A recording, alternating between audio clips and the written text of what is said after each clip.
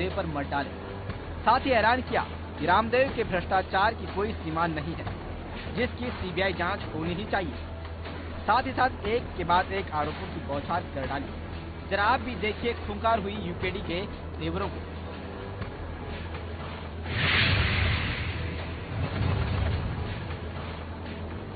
क्योंकि वो हरियाणा मूल के लोग निवासी हैं, इसलिए उत्तराखंड के अंदर अगर उन्होंने ख्याति प्राप्त की है और उनको कोई अधिकार नहीं है कि उत्तराखंड के की छवि को खराब करें।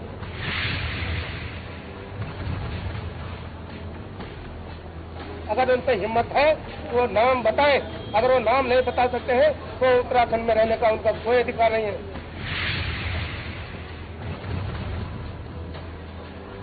इस जमीन घोटाले में सबसे ज्यादा जो भ्रष्ट है तो रामदेव है।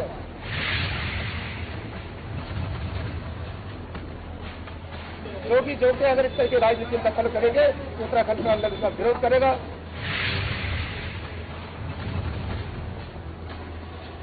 और उसमें दवाइयां जो बनाता है उसमें मानव हड्डियों का इस्तेमाल किया जाता है। ये बड़ी गौर की बात है।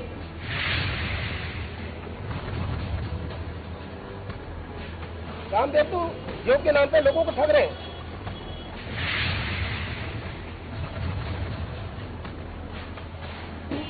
अगर वो नाम नहीं बताएंगे हम पांचतांजलि योग को घेरेंगे। अब तक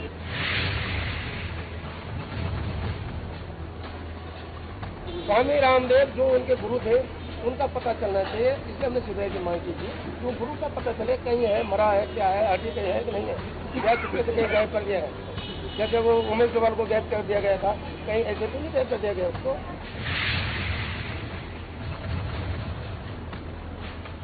इसका कोई भी मूल आदमी वहां नहीं, और वो वैध है भी तो काम कानून की ध्वजा उड़ा रहे हैं।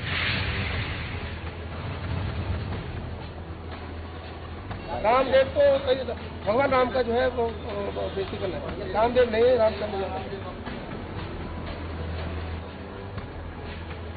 वहीं रामदेव के बयान पर कांग्रेस कुछ ज्यादा ही छटपटा रही है, क्योंकि सरकार पर हमला करने का शानदार मौका जो मिला है।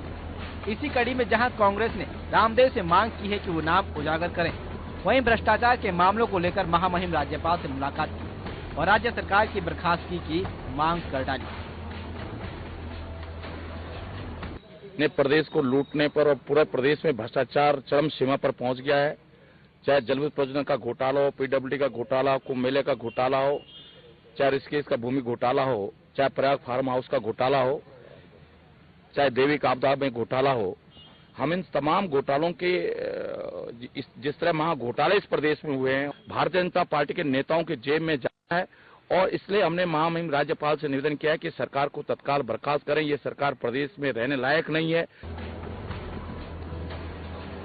तो तमाम आरोपों से रामदेव अब सवालिया घेरे में है, मगर उनको किसी बात की फिक्र नहीं। ऐसे में कहीं ऐसा न हो कि सभी सियासती दल एक होकर रामदेव के खिलाफ बिगुल फूंकने की राह पर आगे बढ़ जाए, तब जाकर रामदेव मुंह खोलने पर मजबूर हो। कैमरामैन नजर अली के साथ अनिल राणा, टाइम टीवी, देहरादून।